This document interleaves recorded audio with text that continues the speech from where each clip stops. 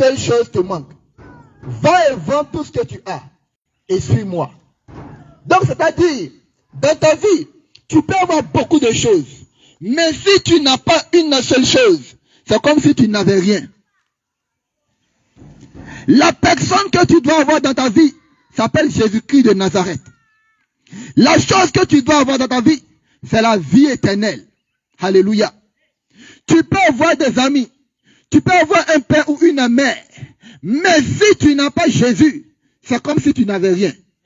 Tu peux avoir des biens, tu peux avoir une maison, tu peux avoir des champs, mais si tu n'as pas la vie éternelle, c'est comme si tu n'avais rien dans ta vie. Alléluia. Et aujourd'hui, je suis venu te dire, comment est-ce que tu peux avoir Jésus-Christ dans ta vie? Ou comment est-ce que tu peux avoir la vie éternelle dans ta vie? Parce qu'en réalité, Jésus-Christ et la vie éternelle sont liés. Et pour avoir Jésus-Christ, ou bien pour avoir la vie éternelle dans ta vie, cela vient par la connaissance que tu as de Dieu. C'est ta connaissance de Dieu qui te donne d'avoir Jésus-Christ dans ta vie ou d'avoir la vie éternelle dans ta vie. C'est pourquoi Jésus va nous dire, dans Jean 17, verset 3, « Oh, la vie éternelle, c'est qui te connaissent, toi le véritable Dieu, et celui que tu as envoyé, Jésus-Christ de Nazareth. » Donc c'est ta connaissance de Dieu qui te permet d'avoir Jésus dans ta vie et la vie éternelle dans ta vie. Remarquez alors, comment est-ce que les hommes cherchent Dieu? Les hommes cherchent Dieu dans des bois. Les hommes cherchent Dieu dans des rivières. Les hommes cherchent Dieu dans des religions. Les hommes cherchent Dieu depuis des années, depuis des siècles, dans plusieurs choses. Et parce que les hommes n'ont pas retrouvé Dieu, les hommes ne peuvent pas avoir Jésus-Christ dans leur cœur, ou bien avoir la vie éternelle dans leur cœur. Aujourd'hui, par ce message que nous prêchons, nous sommes venus afin que tu connaisses le véritable Dieu. Et que par le véritable Dieu, Jésus-Christ entre dans ta vie et la vie éternelle entre dans ta vie. Amen. Beaucoup d'hommes pensent que Dieu, c'est l'argent qu'ils ont. Beaucoup d'hommes pensent que Dieu, c'est les plaisirs qu'ils peuvent avoir dans ce monde. Beaucoup d'hommes pensent que Dieu, c'est le fait qu'ils participent peut-être à des fêtes de génération. Dieu n'est pas dans ces choses. Dieu n'est pas dans ces choses. Beaucoup d'hommes pensaient que Dieu se trouve dans les religions. Beaucoup d'hommes pensent que prier 5 fois par jour, c'est Dieu qui est là. Dieu n'est pas dans ces choses. C'est pourquoi tu vas remarquer que tu cherches Dieu depuis des années, mais c'est comme si tu ne l'as pas encore trouvé. Tu cherches Dieu depuis des années, mais continuellement tu fais des sacrifices. Chaque année on te demande de faire des sacrifices. C'est parce que tu n'as pas encore retrouvé Dieu. Bien-aimé, la Bible va nous dire quelque chose.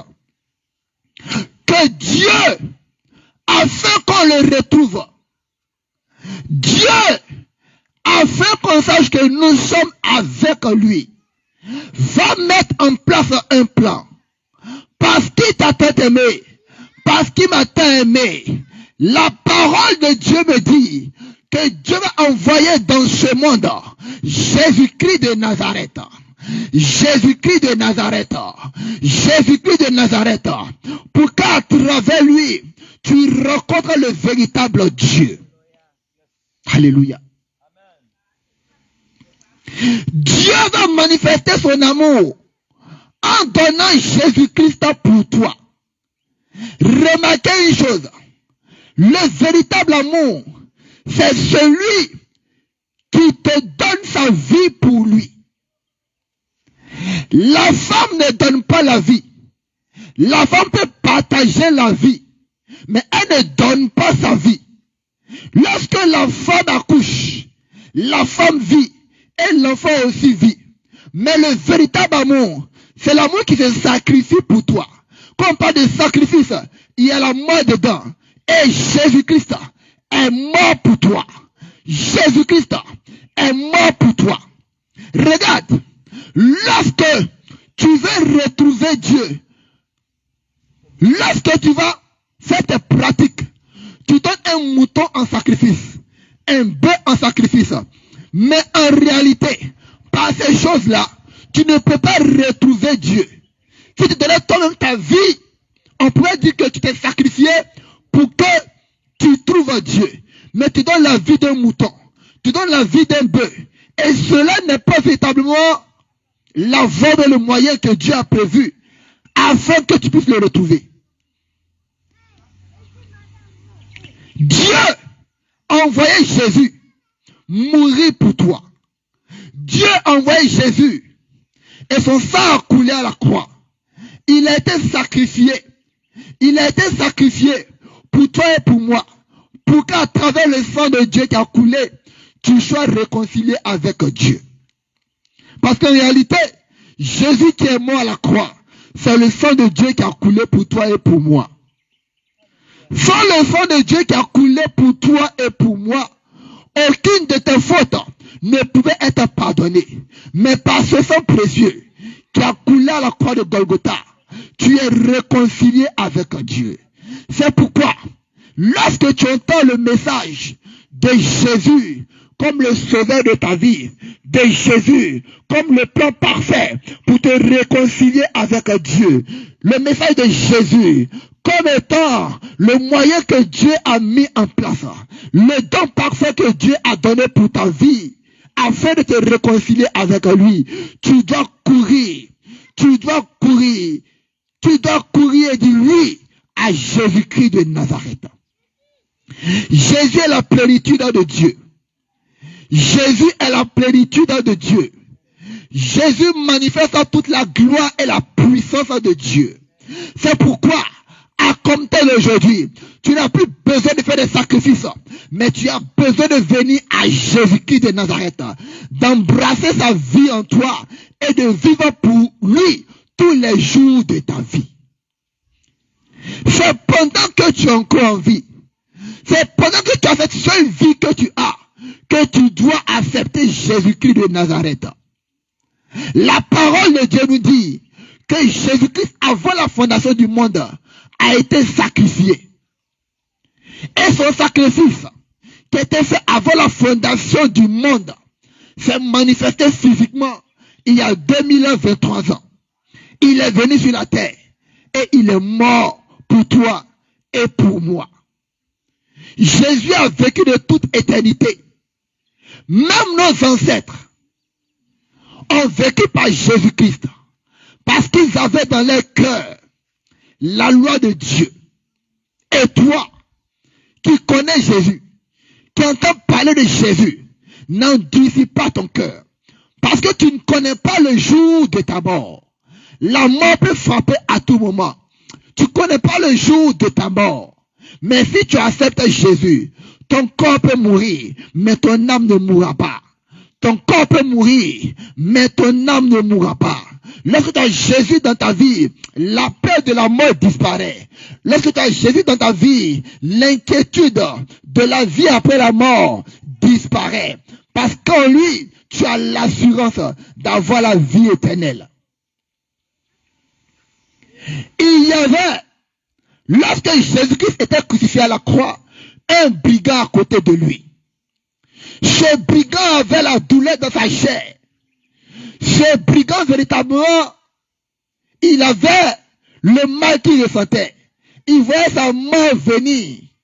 Mais heureusement, lorsque Jésus-Christ parlait, il a senti dans son cœur que Jésus était le Fils de Dieu, que Jésus n'avait fait aucun mal. Et ce brigand a ouvert son cœur et il a accepté Jésus. Alléluia. Lorsqu'il a accepté Jésus-Christ dans son cœur, laisse-moi te dire qu'aucune peur n'émanait encore de son cœur. Parce qu'il avait l'assurance qu'à l'instant même, son âme serait sauvée. Si tu fermes ton cœur à Jésus, c'est que tu as refusé le bras tendu de Dieu pour te sauver. Tu as refusé le bras tendu de Dieu pour te sauver. Accepte Jésus-Christ aujourd'hui. Accepte Jésus-Christ aujourd'hui. Jésus est l'amour de Dieu manifesté pour toi.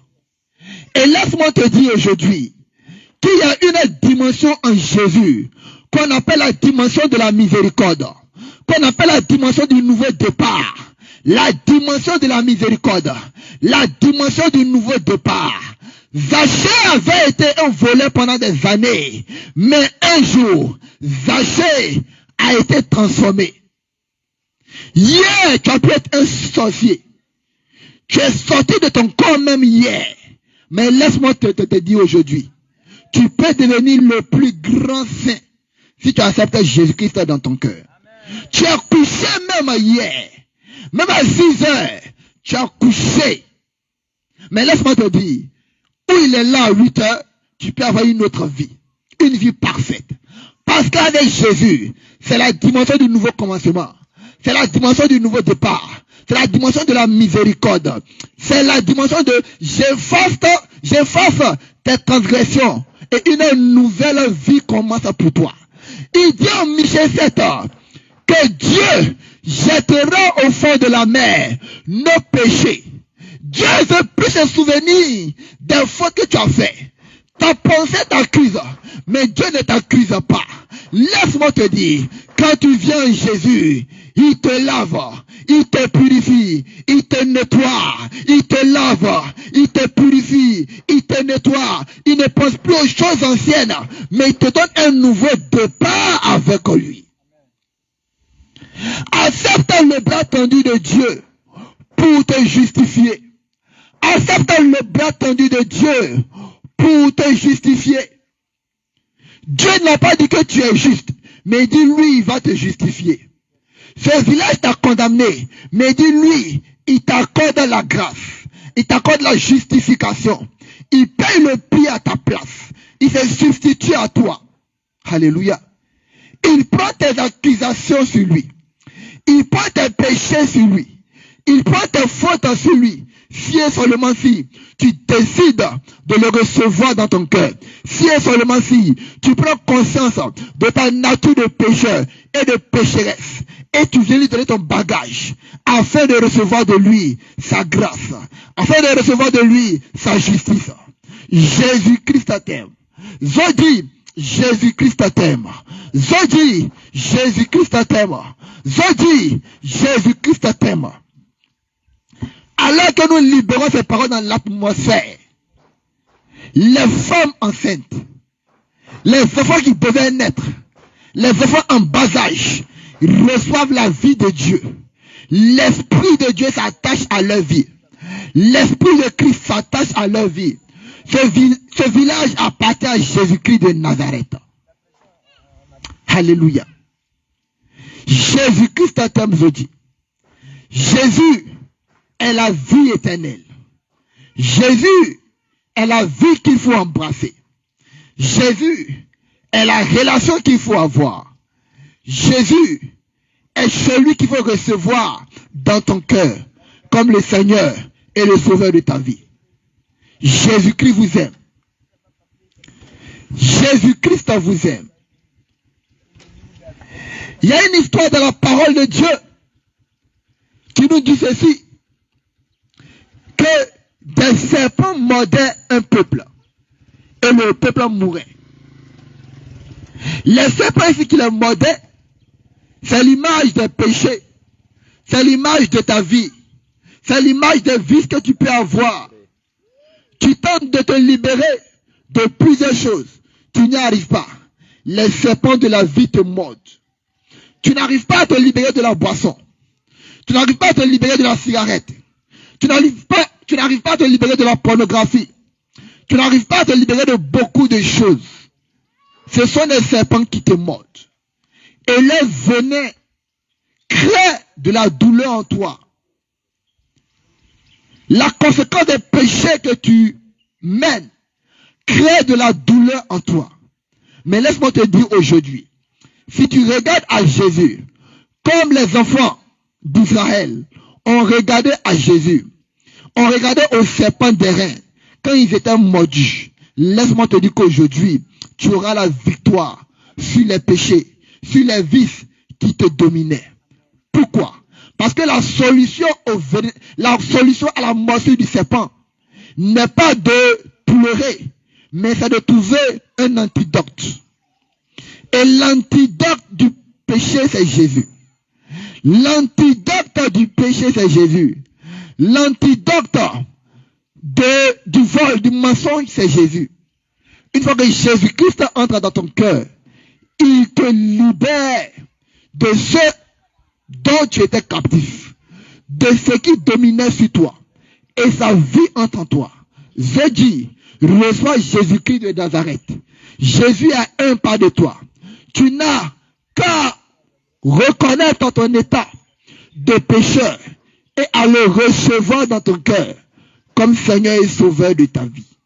Et alors, tu verras qu'un nouveau commencement, tu verras qu'une nouvelle vie, tu verras qu'un nouveau départ commencera pour toi.